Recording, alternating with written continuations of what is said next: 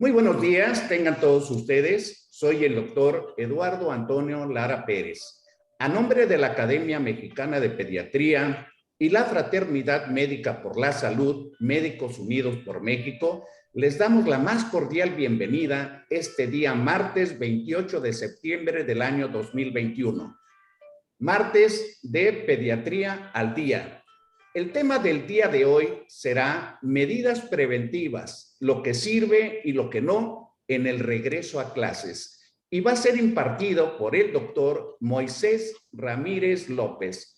El doctor Ramírez López es médico cirujano y partero por la Universidad de Guadalajara. Es graduado como pediatra por la Universidad Autónoma de Chihuahua, formado como infectólogo pediatra en el Instituto Nacional de Pediatría y titulado y reconocido por la Universidad Nacional Autónoma de México. Es miembro de la Asociación Mexicana de Infectología Pediátrica, certificado por el Consejo Mexicano de Certificación en Infectología y actualmente trabaja como infectólogo pediatra en el Hospital Ángeles de Chihuahua. Les damos la más cordial bienvenida al ponente del día de hoy. Adelante, doctor Ramírez. Muy buenos días. Muchas gracias. Buenos días. Antes que nada, les agradezco que me hubieran hecho el honor de invitarme a platicar con ustedes.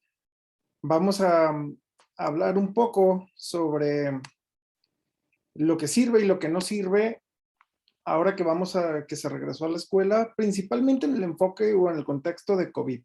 Esto es lo que más vamos a ver ahora. Y aunque ya hemos hablado muchísimo de COVID durante toda la pandemia, nunca está de más volver a tocar este tema, recordar cosas básicas, porque a partir del entendimiento completo de cómo es que se transmite la enfermedad, es como nosotros podemos inferir cómo podemos prevenir estos contagios. Definitivamente el regreso a clases ha sido muy controvertido. Todavía existen opiniones contrarias, válidas desde cualquier punto de vista. Y bueno, espero que más que resolver dudas, genere más dudas y más inquietudes esta plática, porque a medida que vamos aprendiendo más, nos damos cuenta que sabemos realmente menos de lo que creemos que sabemos. Ya sabemos que los coronavirus son virus que normalmente circulan en el ambiente, han tomado relevancia desde la pandemia, pero en general son virus que han estado con nosotros y nos acompañan durante cada temporada invernal.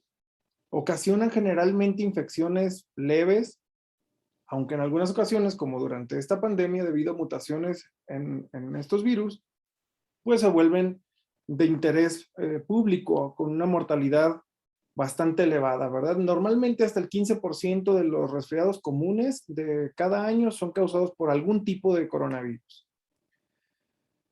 Han existido hasta el momento diferentes epidemias por coronavirus que hubiéramos tomado la importancia. En 2002 fue el primer SARS-CoV. Normalmente se le atribuyó por ahí a los criaderos de civetas. Después en 2012 tuvimos otro brote epidémico, no fue pandemia, fue una epidemia que se presentó principalmente en el Medio Oriente y fue relacionada con los camellos y la saliva de los camellos como método de transmisión para los humanos.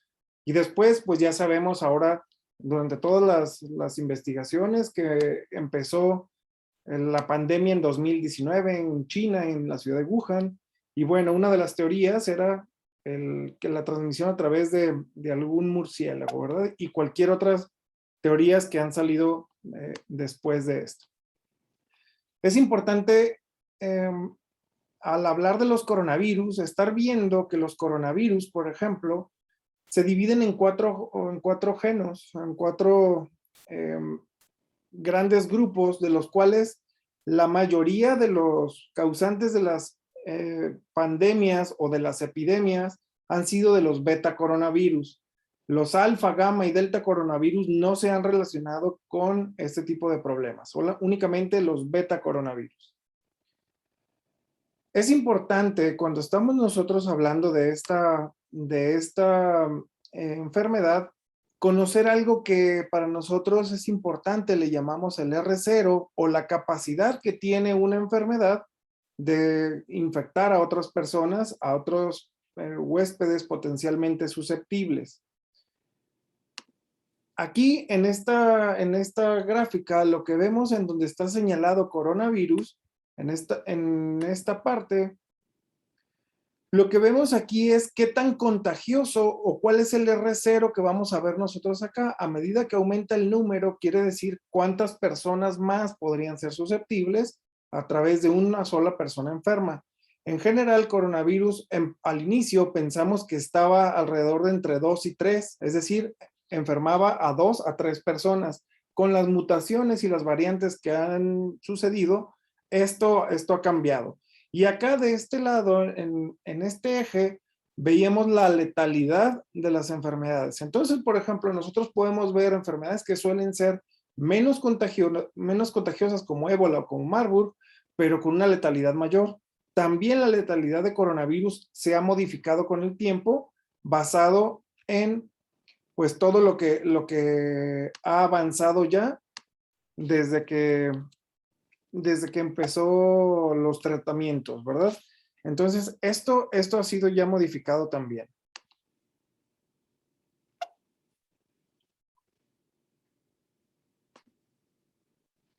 Perdón, si estoy teniendo aquí algo de problemas.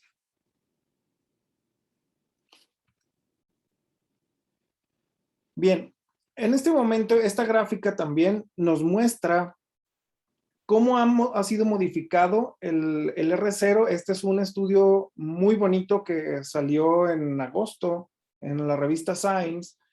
Y lo que es importante de aquí es ver cómo cambió, cómo el R0 ya se modificó hasta casi 9.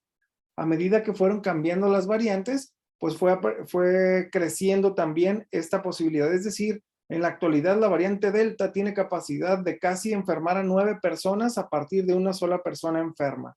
Entonces, esto, como lo vemos, pues ha modificado toda nuestra conducta. ¿Y por qué es importante conocer el R0? Bueno, pues porque el R0 me va a decir a partir de una fórmula matemática que se le llama umbral vacunal, me va a decir cuánto porcentaje de personas necesito yo tener vacunadas o inmunizadas para que se pueda romper la transmisión de esta enfermedad. Entonces, cuando hemos analizado que el R0 de COVID en este momento estaba entre 2 y 4, ahora decimos puede estar hasta 9, inferimos que mediante este tipo de prueba necesita cerca de un 70% de personas totalmente inmunizadas para disminuir la contagiosidad de esta enfermedad. Aquí estamos viendo en esta gráfica las variantes que hay de este virus. En todo el planeta, la variante Delta es la que está predominando. En algunos países, hasta el 100% es la única variante que está circulando. En México tenemos algunas otras variantes, incluyendo ya variante Mu. Todavía desconocemos cuál va a ser la importancia de esta variante, pero predomina Delta en nuestro país, igual que en la gran mayoría de los países del mundo. Canadá, por ejemplo, aquí vemos que tiene también una variante Gamma, cerca de un 5 a 7%. Entonces, la importancia es saber qué tanto puede ser o más letal o más contagioso. El panorama global, esta página siempre la recomendamos, es una página gratuita de acceso gratuito de la Universidad de Johns Hopkins, en el que muestra el mapa total del planeta sobre cuántos casos tenemos. Vean que ahora la cantidad de casos reportados, al menos sabemos que esto va a estar infradiagnosticado también, pero lo que se ha reportado, vean, hasta el día de ayer, pues es una cantidad bastante elevada de casos, con una mortalidad de cercana a los 5 millones, pero vean aquí, importante, la dosis de vacunas administradas en el planeta. Vamos en buen camino, pero todavía nos falta mucho por hacer. Cuando estamos hablando de México en particular, en México ya estamos viendo aquí, esto es durante el último mes, ¿cuánto hemos tenido? Y fíjense, este es el acumulado y el número de casos que se están presentando recientemente, ¿verdad? Entonces, todavía tenemos bastantes casos acumulados. Vean la cantidad de millones de casos, el número de funciones, que ya los hemos estado viendo en diferentes reportes. Y vean la cantidad de personas o de vacunas administradas. Estamos cerca de los 100 millones de dosis. No quiere decir que tenemos un esquema completo, solamente al menos alguien ha tenido alguna aplicación de acuerdo a estos resultados. Entonces, esto es importante porque fíjense, cuando nosotros estamos investigando o tomamos diferentes medidas, nosotros podemos saber aquí, por ejemplo, que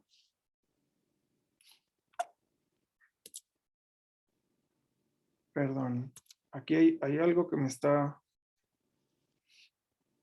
impidiendo cambiar de diapositiva.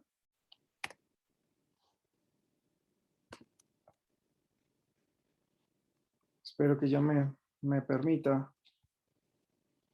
Discúlpenme por estos errores aquí técnicos.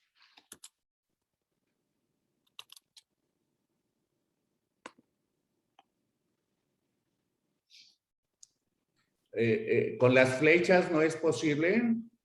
No me ¿O permite. con adelanto de página?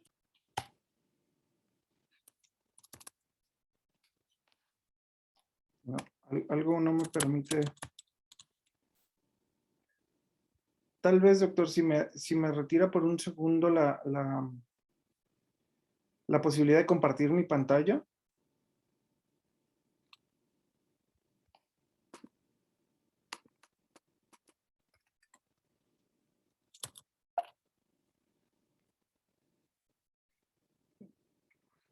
Ok, discúlpenme este problema técnico.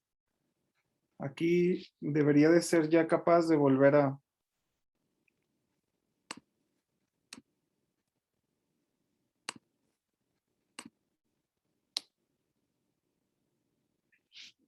Bien, retomamos entonces aquí en cuanto a cuánto muestreamos. ¿Cuánto muestreamos en nuestro país? Cuando lo comparamos con el resto de los países, vemos aquí que México no es de los países que más muestrea. Aquí estamos hablando del número de muestras, 0.15 muestras por cada 1000 habitantes. Y lo comparamos contra Reino Unido, por ejemplo, ellos muestrean a 14 personas por cada 1000 habitantes. De lo que muestreamos, ahora fíjense cuánto se confirma de casos de COVID.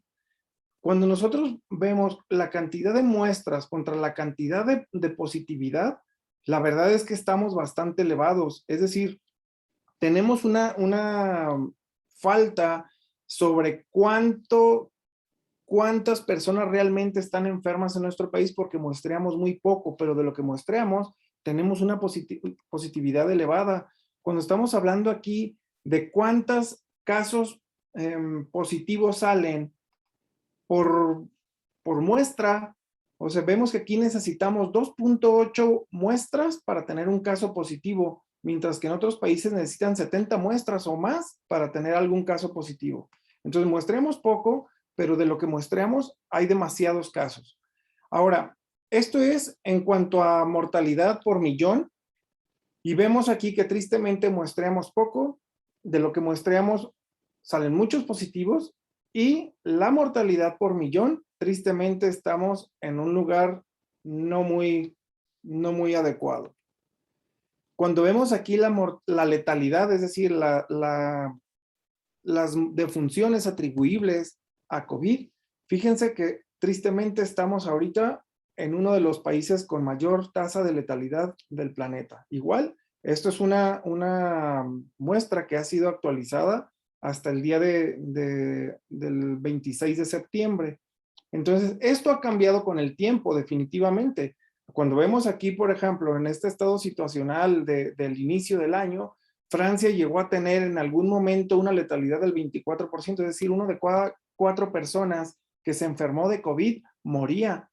Pero fíjense, con el paso del tiempo, conforme vamos aprendiendo y entendiendo más cómo funciona esta enfermedad, cómo se fue cambiando la línea. Este es el acumulado de letalidad, el acumulado, cómo la mayoría de países van dramáticamente a la baja. Sin embargo, nuestro país pareciera mantenerse en una forma más lenta de disminución de la letalidad. El acumulado, como les decía ahorita, es como del 4 al 5%, pero en el acumulado seguimos en cerca de entre 7 y 8%.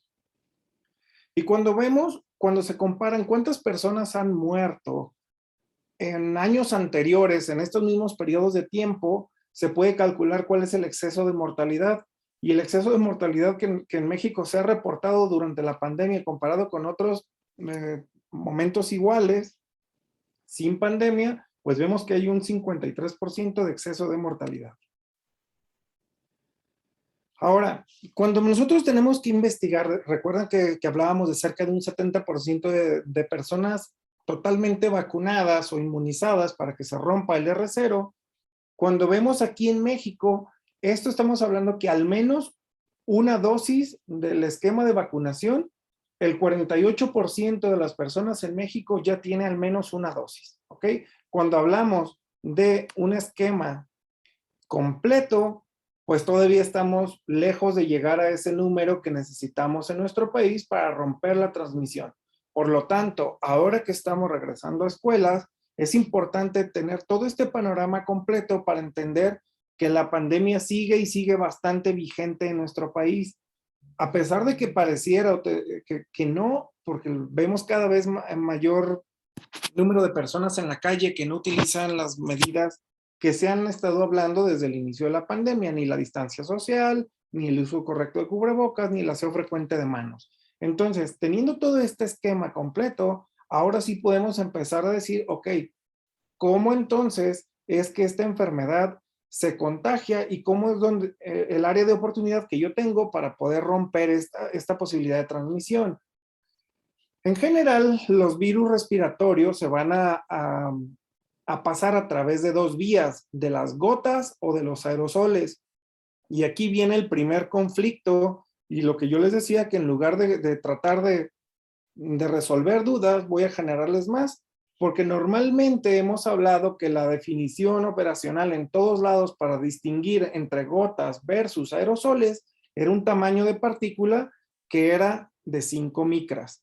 Si era menor de 5 micras le llamábamos aerosol, si era mayor de 5 micras le llamábamos gotas. Y entonces este artículo que les decía de agosto, finales de agosto, de Science, habla sobre una revisión bastante interesante, bastante buena, sobre cómo se transmiten los virus a través de la vía aérea. Y entonces en este artículo lo que es bien importante es entender que una persona enferma pues obviamente va a tener diferentes partículas virales, diferentes cargas virales, dependiendo del sitio en el cual se encuentra o de dónde se produce o se excretan estas secreciones, estos fluidos corporales.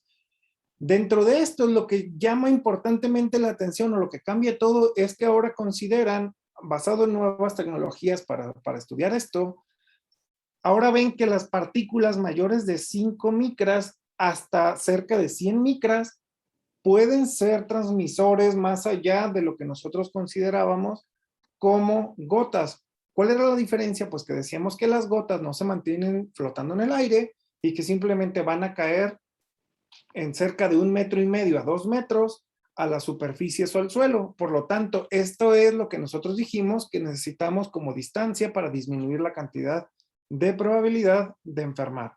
Entonces, aquí empezó el primer problema con esto. ¿Qué es lo que en realidad vieron que influía en cuánto puede avanzar o no avanzar o mantenerse durante un periodo de tiempo alguna partícula en el ambiente? Pues bueno, las propiedades físico-químicas de cada partícula es lo que va a producir que se mantengan o no flotando. Entonces, el tamaño influye, desde luego el tamaño influye.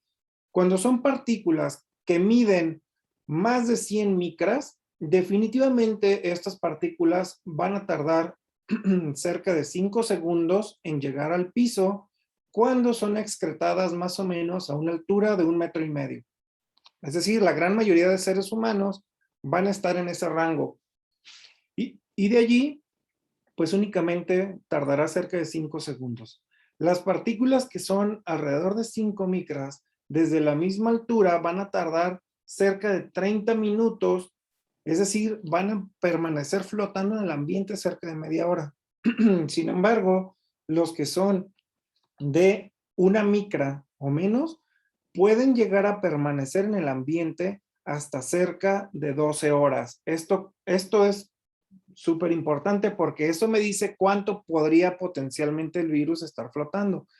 Y esto es importante entender que la partícula no es la misma, ni tiene el mismo peso, ni tiene el mismo tamaño cuando salió de la persona que está enferma a la partícula que va a hacer mientras está suspendida en el ambiente. Porque a medida que está suspendida en el ambiente, esta partícula va a empezar a deshidratarse, va a empezar a evaporarse y entonces va a tener menos peso molecular y va a tener menos tamaño, por lo tanto va a durar todavía más tiempo en el ambiente.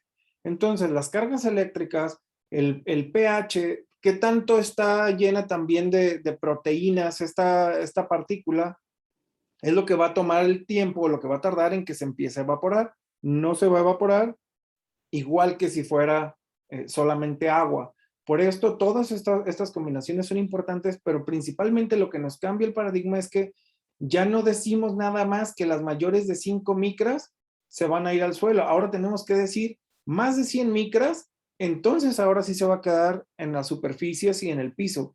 Pero menos de 100 micras puede permanecer todavía flotando en el ambiente, ¿ok? Y esto entonces es parte de las cosas más importantes. Porque ahora sabemos, en base a estudios que se hicieron por la CDC, comentan o allí reportan que las superficies sí pueden ser un vector para que nosotros nos enfermemos, es decir, un fomite, sería la palabra más adecuada, un fomite, sí podría ser una causa de las cuales nos vamos a enfermar, pero definitivamente es una causa extraordinariamente baja. Ellos reportan que cerca de 1 en 10,000 es mi probabilidad de yo enfermarme a través de una superficie. Y esto entonces ya nos pone en el contexto que no es la superficie, no es el contacto con la chapa, no es el contacto con la superficie que yo toqué, el riesgo más alto para que yo me vaya a enfermar.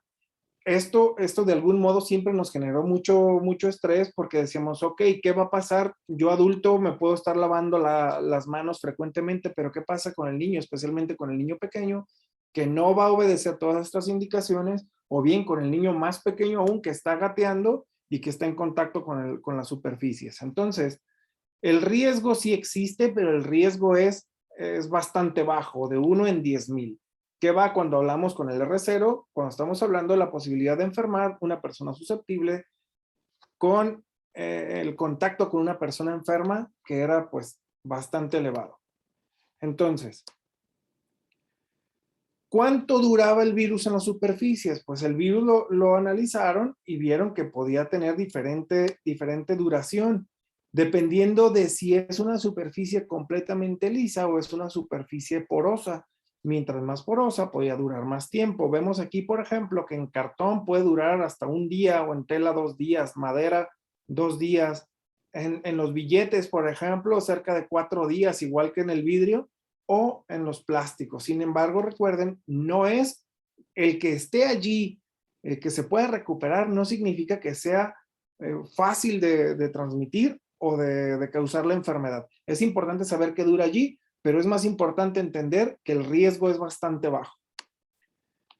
Ok, entonces, teniendo en contexto toda esta parte que acabamos de hablar, nos toca entonces saber qué sirve y qué no sirve.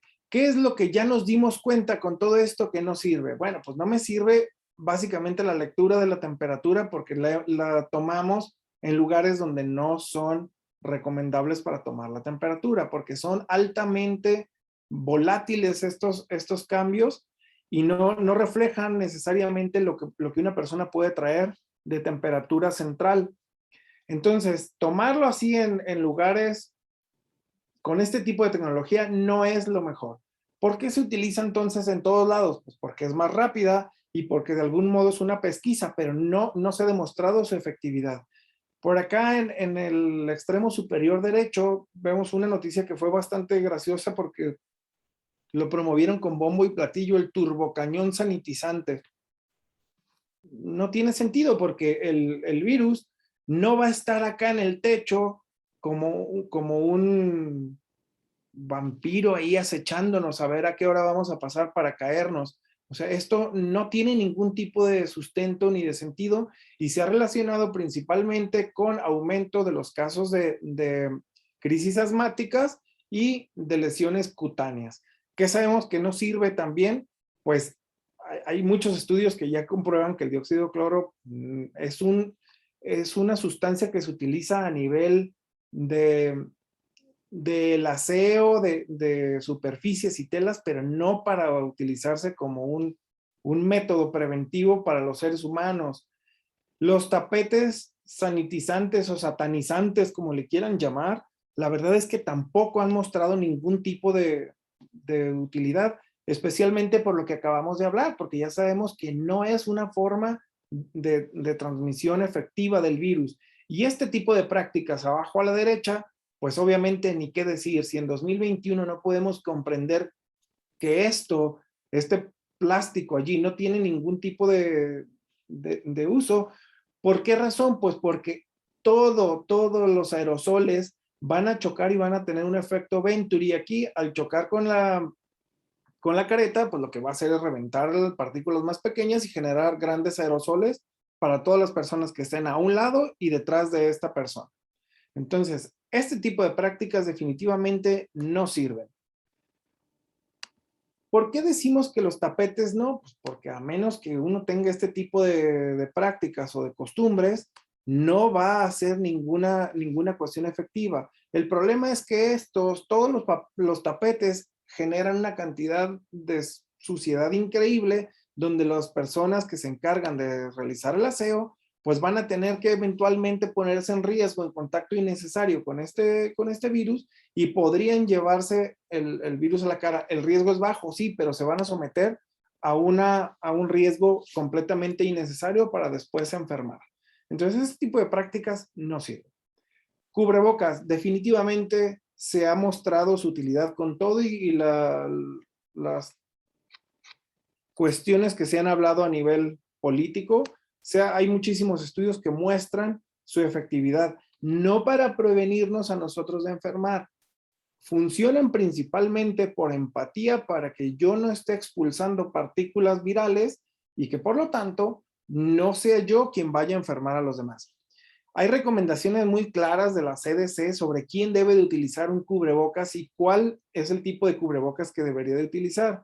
Las recomendaciones que ellos emiten principalmente aquí aterrizándolo para nuestro regreso a clases es tener más de 2 años. Si yo tengo más de 2 años, yo debo de utilizar un cubrebocas, ¿ok?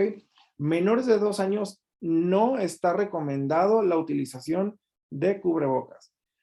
La vacunación incompleta me obliga a tener que usar cubrebocas. La vacunación completa también debería de ser necesaria para la utilidad del cubrebocas. Recuerden que esta recomendación la hace CDC y en Estados Unidos las personas que ya tienen un esquema completo de inmunización no están obligados a utilizar cubrebocas. Sin embargo, pues realmente esto se queda muy en duda y yo sugeriría que todos los seres humanos deberían de utilizar cubrebocas hasta que no termine la pandemia. Personas inmunocomprometidas, aún con un esquema completo de vacunación, deberían de seguir utilizando cubrebocas.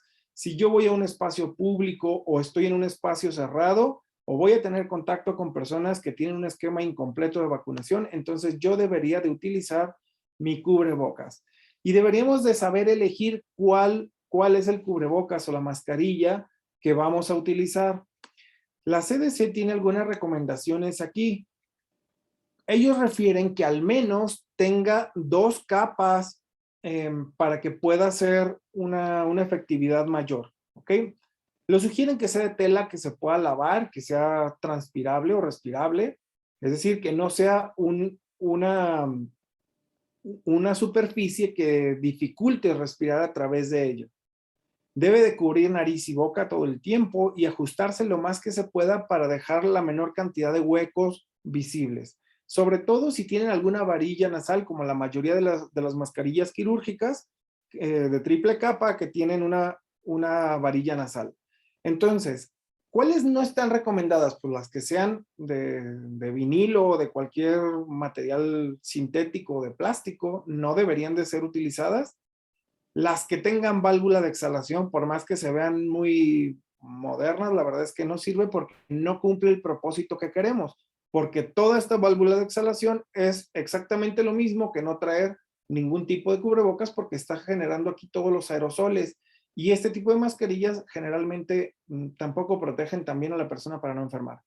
Las mascarillas N95, claro que sí funcionan. Por supuesto que sí funcionan. Estas sí son para que nosotros no nos enfermemos y también para prevenir enfermar nosotros a otras personas. Sin embargo, recuerden que tuvimos carencia de mascarillas N95. Se recomienda únicamente que los utilicen los trabajadores de la salud. No se recomienda para los maestros, no se recomienda para otras personas que estén en otras situaciones. ¿Por qué? Porque su riesgo es bajo, realmente su riesgo es bajo porque no van a tener contacto estrecho. Sin embargo, si ya las tienen, las pueden utilizar, pero se sugiere que se priorice para los trabajadores de la salud. Las personas, recientemente hemos visto este tipo de cubrebocas o pasamontañas o cubrecuellos. Esto se recomienda que sean de doble capa y si es de una sola capa, se recomienda doblarla para generar doble capa. ¿Okay? Las caretas no sustituyen a los cubrebocas. Pueden ser como un complemento para no tener adquisición a través de la vía oftálmica, sí, pero no sustituyen a los demás, no sustituyen al cubrebocas, ¿ok? Entonces, los niños deben de utilizarlo, como ya decíamos, siempre y cuando tengan más de 2 años. Tenemos, o sea, parece una broma, pero cuando ustedes ven esta cosa aquí abajo de cómo no utilizar una mascarilla, es que uno los ve estas imágenes y dice, no, esto es una broma, ¿no? Esto no puede ser posible que me lo tengan que decir. Yo sé perfectamente cómo utilizar un cubrebocas, pero la realidad es que no. La realidad es que esto lo vemos mucho más frecuente de lo que queremos. Lo vemos en todos lados, vemos personas con el cubrebocas en el cuello, en el mentón, que solamente se cubren la boca pero no la nariz, o solamente se cubren la nariz pero no la boca. Entonces, este tipo de prácticas definitivamente no deben de ser utilizadas. Esto no funciona. Tener un cubrebocas por sí solo no funciona. Hay que utilizarlo de forma adecuada. El aseo de manos, súper importante. El aseo de manos, súper importante. La recomendación que dice la Organización Mundial de la Salud y la CDC es que se lave con agua y jabón por al menos 20 segundos. Cualquier jabón, el jabón que sea, no necesita ser un jabón quirúrgico, no necesita tener nada especial. El jabón rompe la membrana lipídica en la cual está envuelto este virus y con esto lo elimina. Si no hay agua y jabón, entonces se sugiere que se utilice algún desinfectante de manos que tenga como mínimo 60% de alcohol y la duración de la fricción de este alcohol gel debe de ser igual al menos 20 segundos. ¿Ok? Esto es lo que lo recomiendan.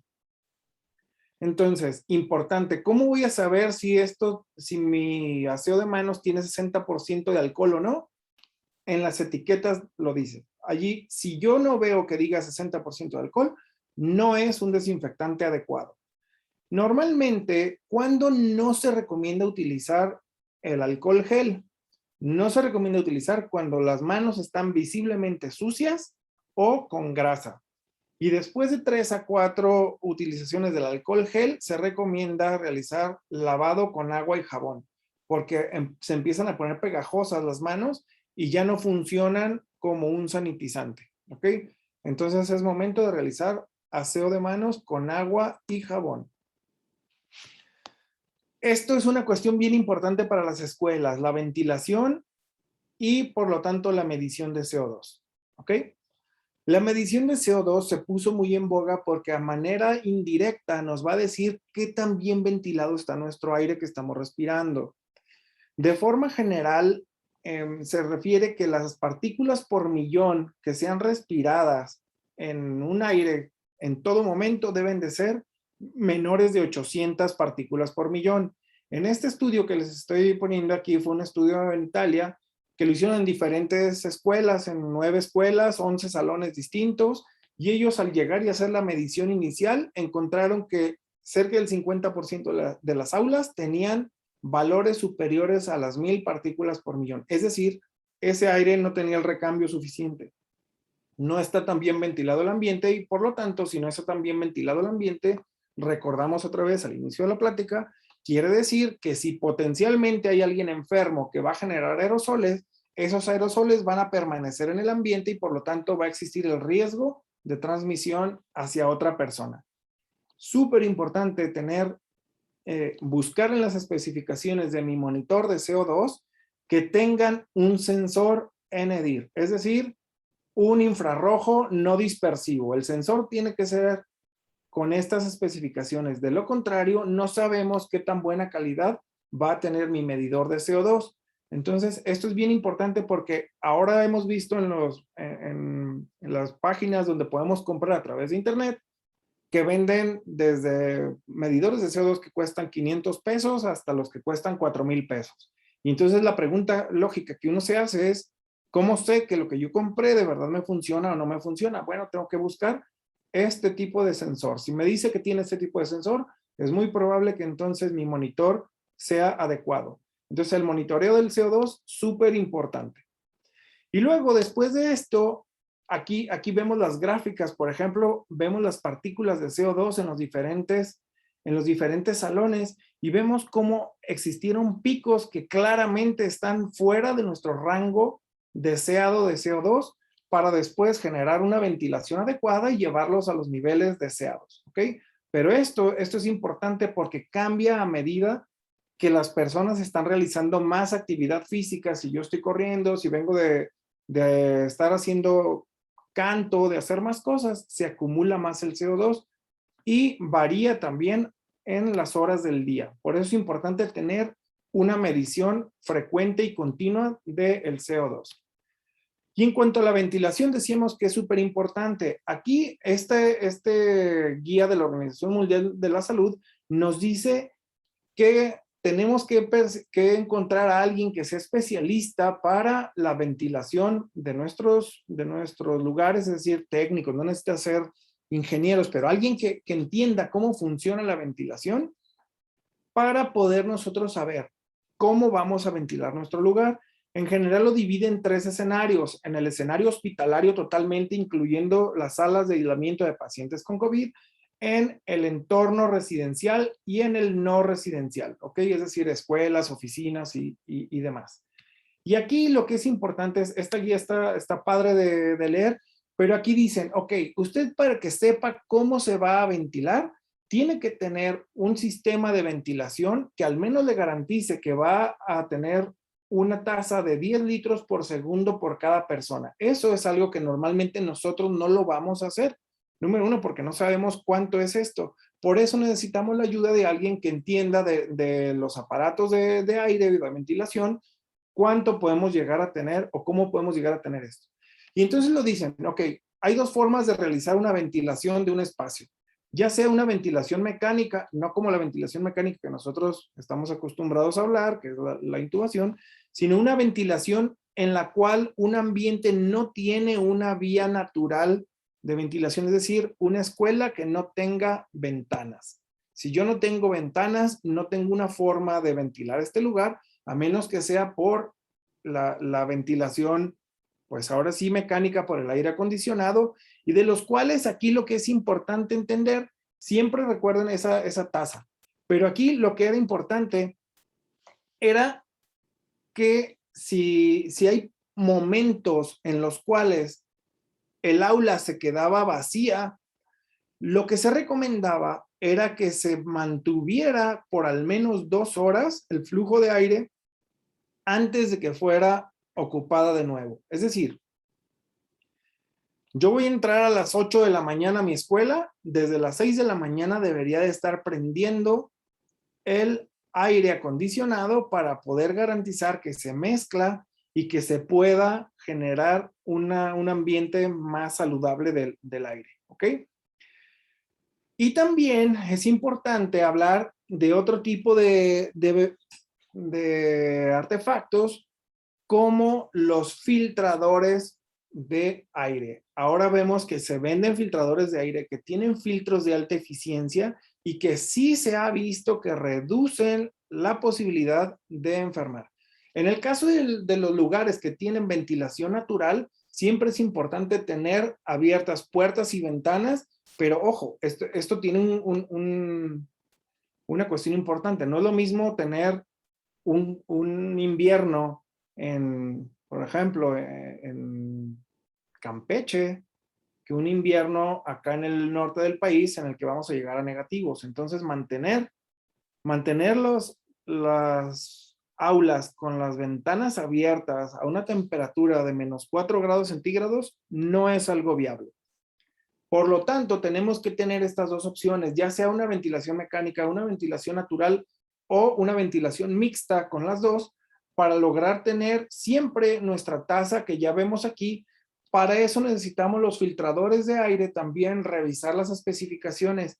Aquí en este caso, cuando hay ventilación natural, lo que recomiendan es que se mantenga 15 minutos abiertos puertas y ventanas antes de que lleguen las personas y tratar de generar siempre un flujo continuo, es decir, generar una corriente de aire. Eso lo sabemos siempre, que cuando abrimos una puerta y una ventana en lugares opuestos va a generar una corriente de aire. Eso es lo que nosotros queremos para mezclar aire exterior y que se limpie nuestro aire, ¿ok?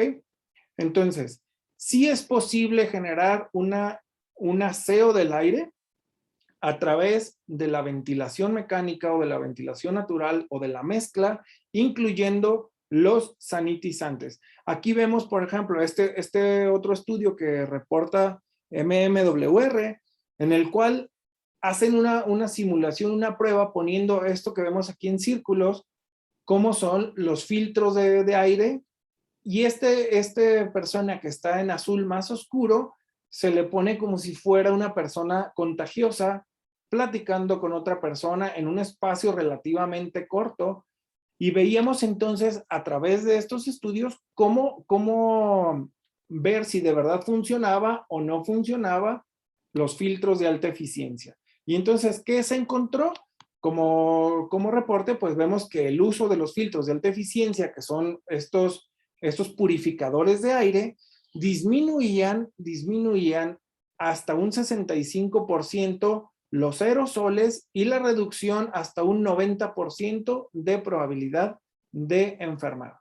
Entonces, si funciona, lo podemos adaptar a nuestras aulas para volver más seguro el regreso a clases. ¿Cómo vamos a ver este otro estudio que muestra cómo se estudiaron los purificadores en las escuelas?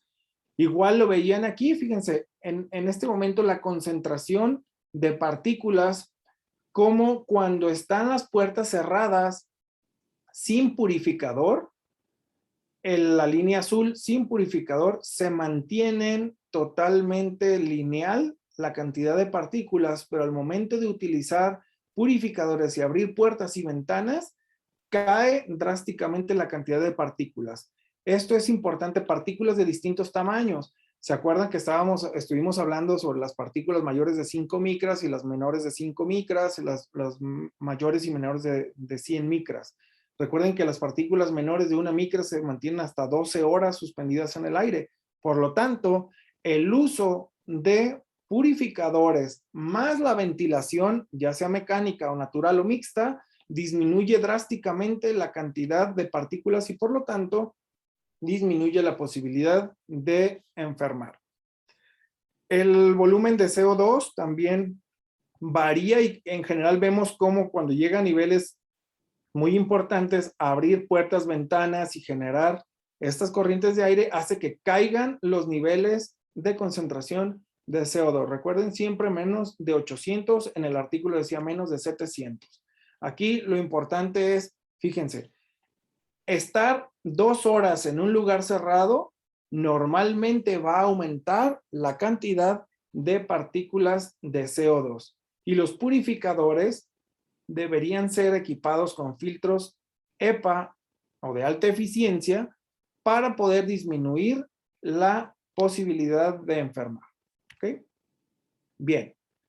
El ácido de las superficies, como ya decíamos, el virus sí vive en las superficies, sí puede durar muchas horas, sí puede durar muchos días. Sin embargo, lo que es importante entender del ácido de la superficie es que no se necesitan estos aerosoles ultra sofisticados, ni mucho menos. El aseo de superficie convencional, como siempre se ha hecho con agua y jabón o algunos otros detergentes, es suficiente para disminuir o eliminar al virus de las superficies. Entonces, no se necesita ninguna práctica especial para realizar aseo de superficies.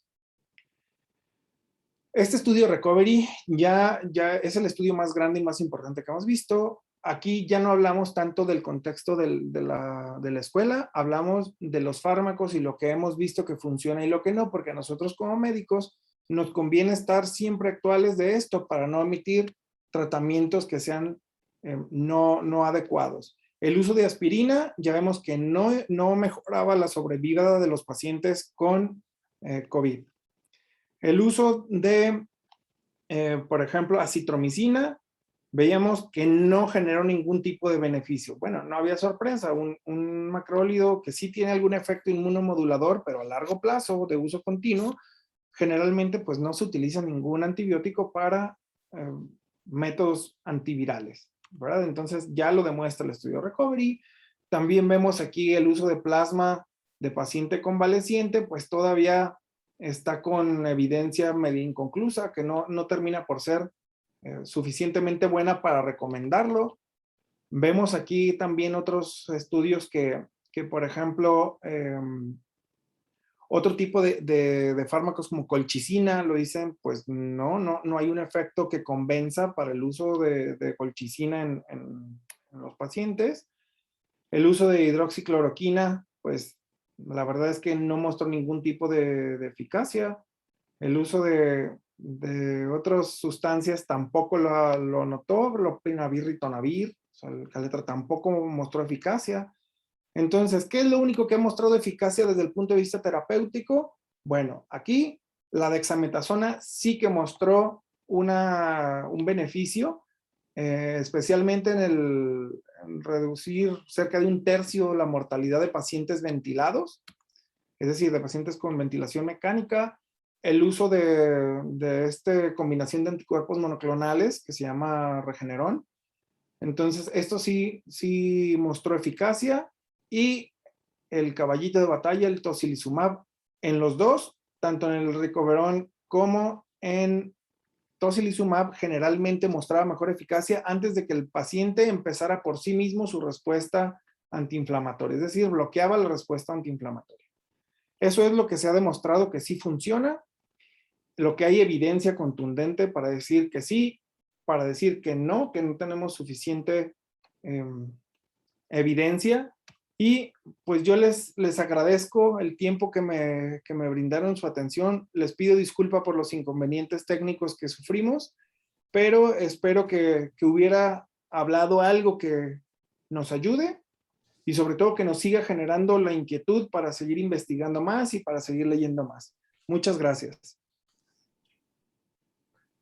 Muchas gracias, doctor Ramírez.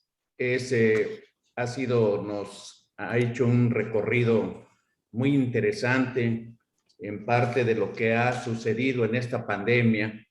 Y el doctor Ulises Reyes quiere el uso de la palabra.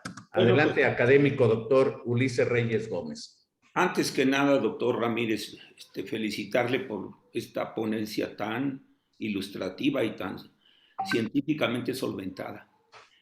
El asunto es que a veces vamos un paso atrás nosotros en México en muchas cosas, lamentablemente.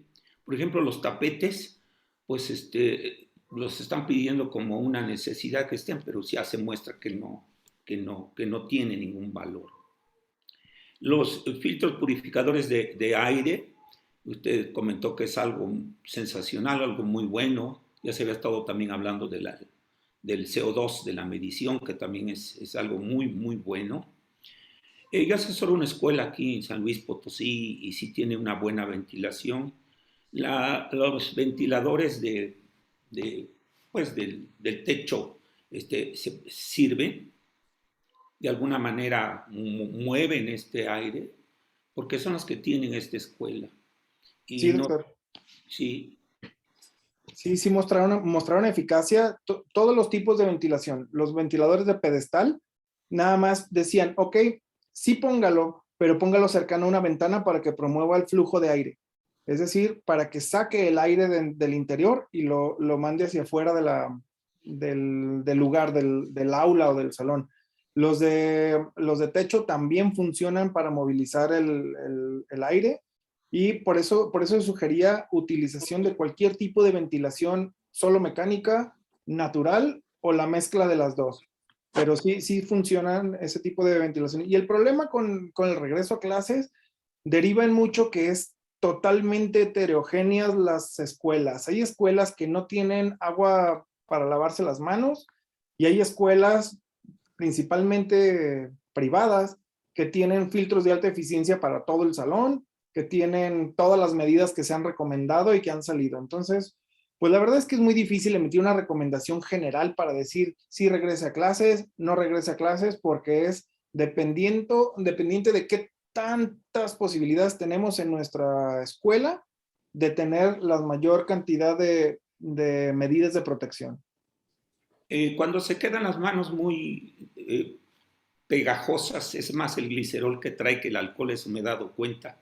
Creo que vale la pena hacer un estudio sobre la cantidad de alcohol que tiene, pero cuando está muy pegajosas quiere decir que tiene más más glicerina que alcohol.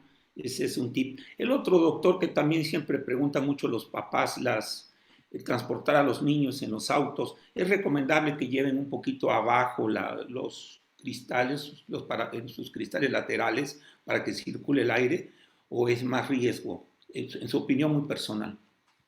Bueno, aquí es importante porque la primera, se me ocurren dos escenarios. El escenario en el que están transportando los mismos padres a sus hijos. Allí, pues en general, intuimos que en la misma casa no se van a utilizar cubrebocas. Por lo tanto, el riesgo no es mayor estar en el auto que no.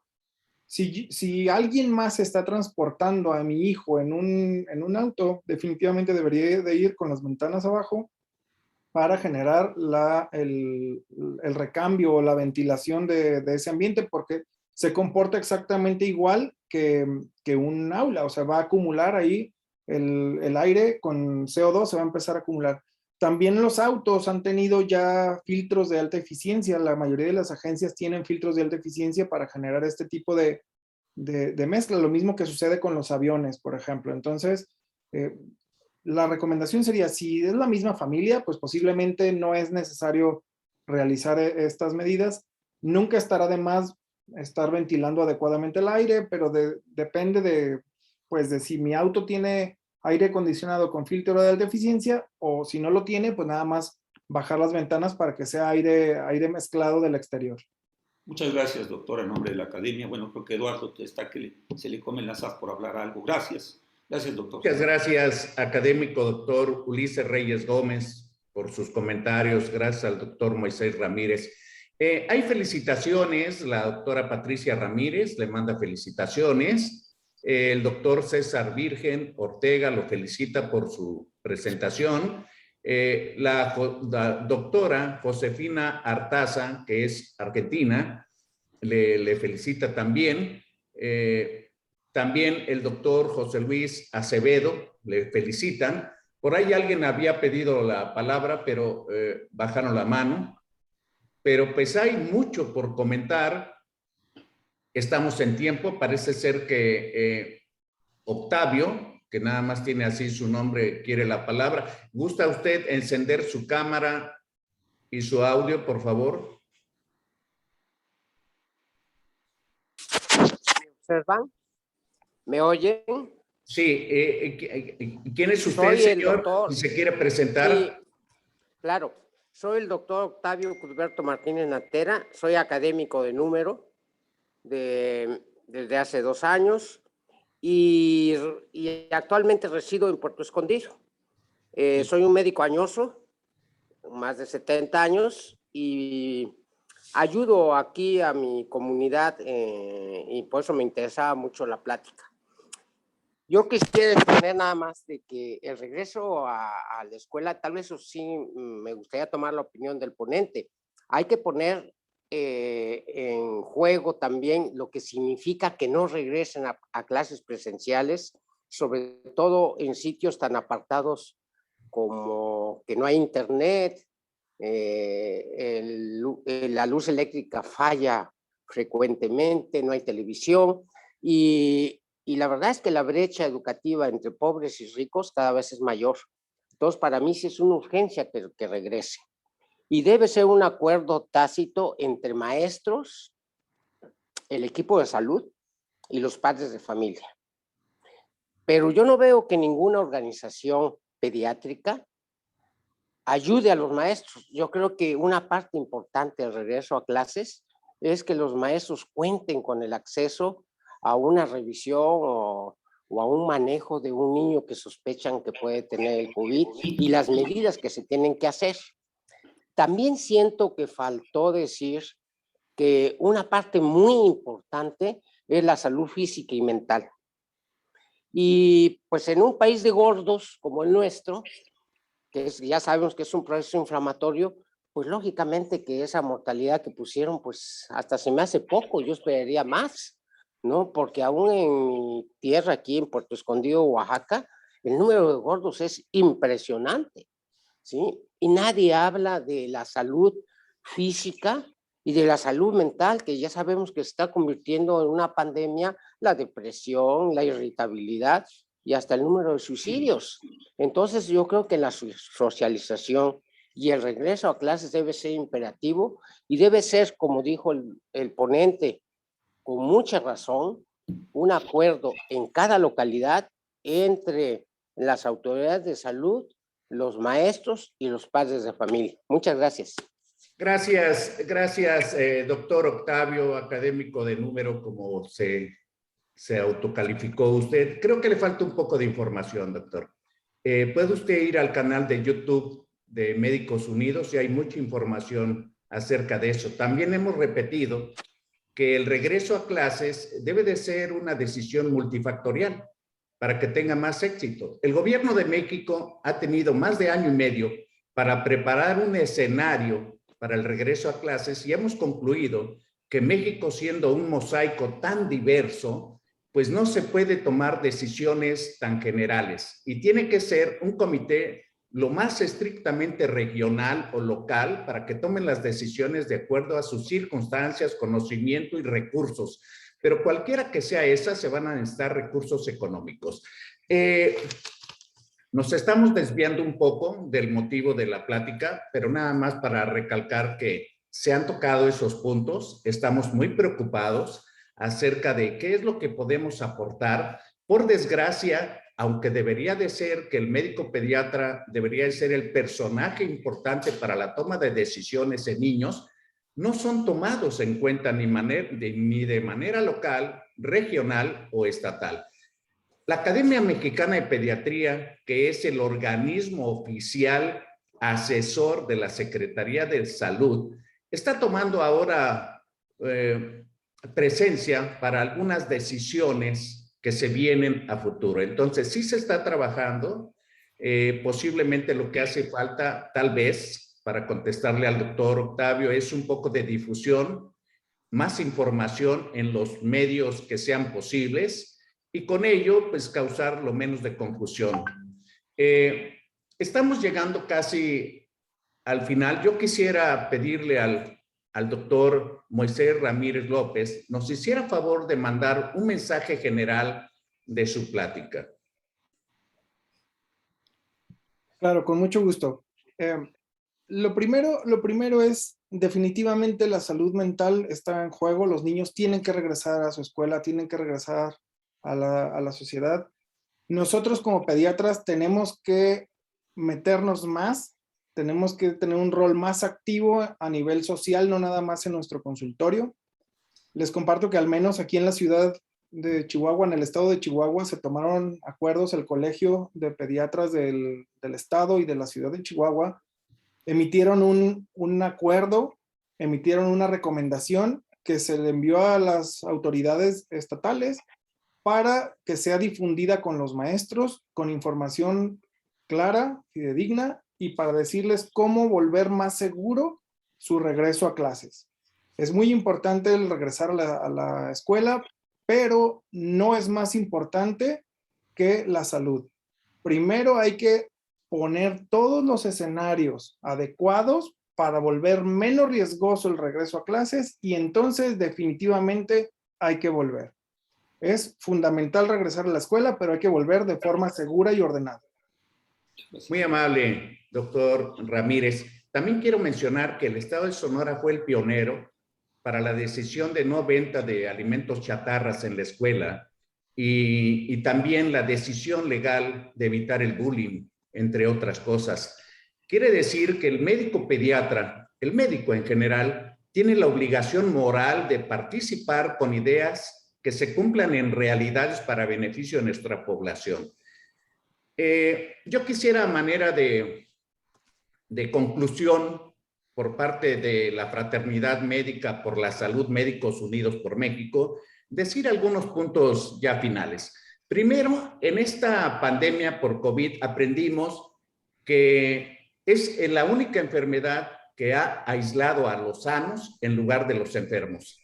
Eso es algo muy distintivo y que no estábamos acostumbrados. La siguiente es que habíamos olvidado muchas cosas de la higiene y que gracias a esta pandemia hemos vuelto a retomar como cosas benéficas para el ser humano. Ojalá se queden ya por siempre.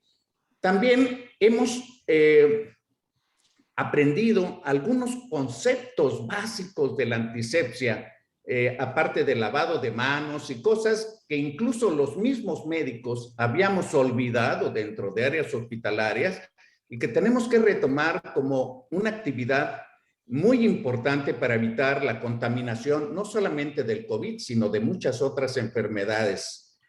¿Qué impactos hemos aprendido también en esta pandemia? El impacto social, el impacto económico, el impacto político, el impacto emocional y muchas generaciones de niños que ni siquiera saben lo que es socializar o ir a la escuela, se tendrán que enfrentar a una nueva forma de vida. A mí me molesta mucho cuando dicen la nueva normalidad. No existe normalidad. Tenemos que acostumbrarnos a nuestra nueva realidad, porque la normalidad que conocíamos antes de la pandemia ya no va a poder ser posible después de ella. Y definitivamente que si no nos renovamos, evolucionamos y nos adaptamos, pues nos va a costar mucho trabajo, mucho dinero, muchas muertes, muchas cosas de mucho, porque algo sí es bien importante. Tenemos que retomar nuestra vida con conocimiento, con ciencia, con responsabilidad y no permitirnos que nadie más tome la decisión de nuestra vida. Así es que vamos a tener que aprender a vivir con esta pandemia. Yo estoy a favor de que regresen los niños a la escuela. Muchos de los países altamente castigados con mortalidad han regresado a escuelas en Europa. Y yo creo que México necesita hacer un esfuerzo conjunto, de manera general, de manera local, regional, multisectorial, porque más cabezas piensan mejor que una sola y tomar la decisión adecuada para su localidad. Les quiero agradecer a todos su participación, al doctor Moisés Ramírez López, a nombre de la Academia Mexicana de Pediatría, de la Fraternidad Médica por la Salud, Médicos Unidos por México, su participación en esta conferencia que será subida a nuestro canal de YouTube en unos minutos más. Muchas gracias a todos y muy buen día.